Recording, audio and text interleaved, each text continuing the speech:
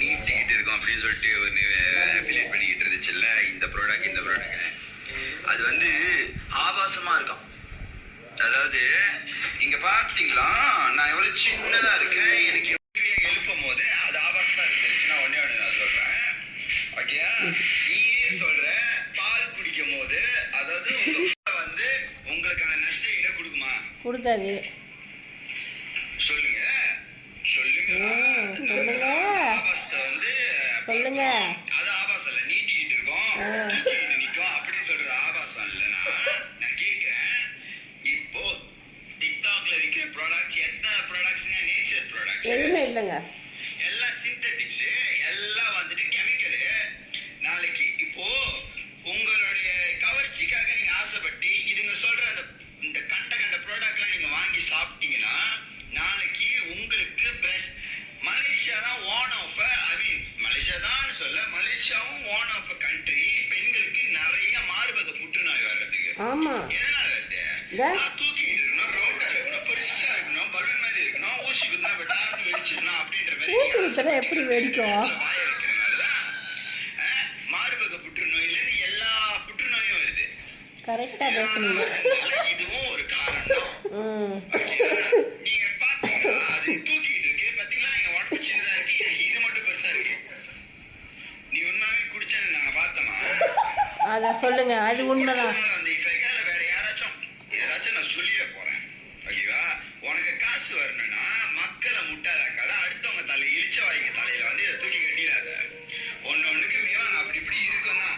அது என்ன பண்ணுங்க, ஐயோ நம்மள எவனுமே பார்க்க மாட்டானே, இந்த வழியாச்சும் பார்க்கணும். இங்க வருங்க, சூப்பரா பேசுது. இது காட்டி ஒருத்தனை இழுக்கணும்னு நினைக்காதீங்க. இதுக்குள்ள ஒரு விஷயம் இருக்கு தெரியுமா, மனசுன்றது.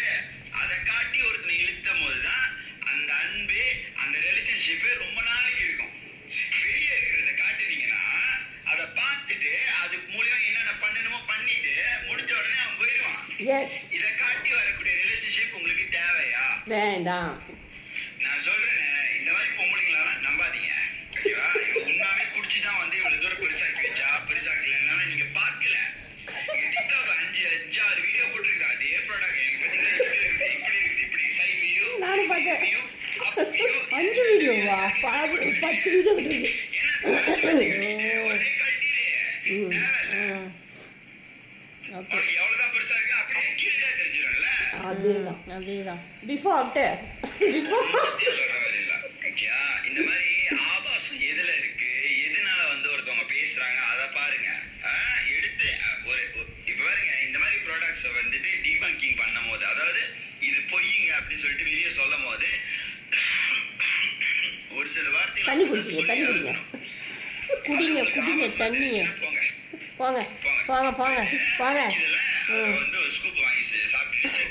சரி. ஆனா அவர் பேசுனது 100% கரெக்ட். எந்த ஆபாசம் அவர் ஈஸ்வரன் பேசியிருக்கிறது வந்து 100% உண்மைங்க. ஆமாம், ஓகேவா? ஒன்றே ஒன்று விட்டுட்டாரு, ஒரே ஒரு இது மிஸ் ஆயிடுச்சு. பிள்ளைங்களுக்கு பால் கொடுக்குறது மட்டும் தான் பேசியிருக்காரு. கடைசியில் உங்களுக்கு ஒரு விஷயம் தெரியுமா, நானே ஒரு வீடியோ செஞ்சு வச்சுருக்கேன். இன்றைக்கி தூங்கி ஏஞ்சிட்டு இந்த வீடியோ தான் வந்துச்சு. பார்த்துட்டு அடடா நம்ம என்ன பேச போகிறது, அதான் பேசி துப்புன்னு துப்புறாங்களா, அதை கேட்டு ரசிப்போம் அப்படிங்கிற மாதிரி ஆகிப்போச்சு. டிக்டாக்கை திறந்தாலே இதே பிரச்சனை தான் ஓடிக்கிட்டு இருக்கு. வேற நல்ல விஷயமே பண்ணி குழந்த பிறந்த எல்லாத்துக்குமே தொங்கி தான் போகும், யாருக்குமே அப்படியே இப்படி நிற்காது. அவர் சொன்ன மாதிரி ஓகே, கண்டதையும் வாங்கி போட்டு இருக்கிறதையும் வீணாக்கி உங்கள் உடம்புக்கு சீக்கிரம் நீங்களே தேடிக்காதீங்க. நாளைக்கு உங்களுக்கு கல்யாணம் பண்ணலைன்னா நாளைக்கு கல்யாணம் பண்ணி குழந்தை பிறக்கும் போது உங்களுக்கு தான் பிரச்சனை, எங்களுக்கு இல்லை. ஓகே, ஆமாம். அப்புறம் இப்போ பூசாமல் இன்னும் தொங்கி போச்சுன்னா உங்கள் புருஷன் விட்டுட்டு ஓடி போயிடும். தெரியுமா? புரியுதா? கண்டினியூவாக அந்த மருந்தை பாய்ச்சிக்கிட்டே இருக்கணும், இல்லைன்னா முடியாது. ஈஸ்வர தம்பி, நீங்கள் உண்மையிலே கரெக்டாக பேசியிருக்கீங்க. ஒரு சமயம் எனக்கு வந்து உங்கள் வீடியோ பார்க்க பிடிக்காது. ஆனால் இந்த வீடியோவை நான் 2-3 வாட்டி பார்த்துட்டேன். ஹைலைட் உங்கள் அம்மா கிட்ட சொல்லுங்கள், நான் பேசுனதை காட்டுங்க.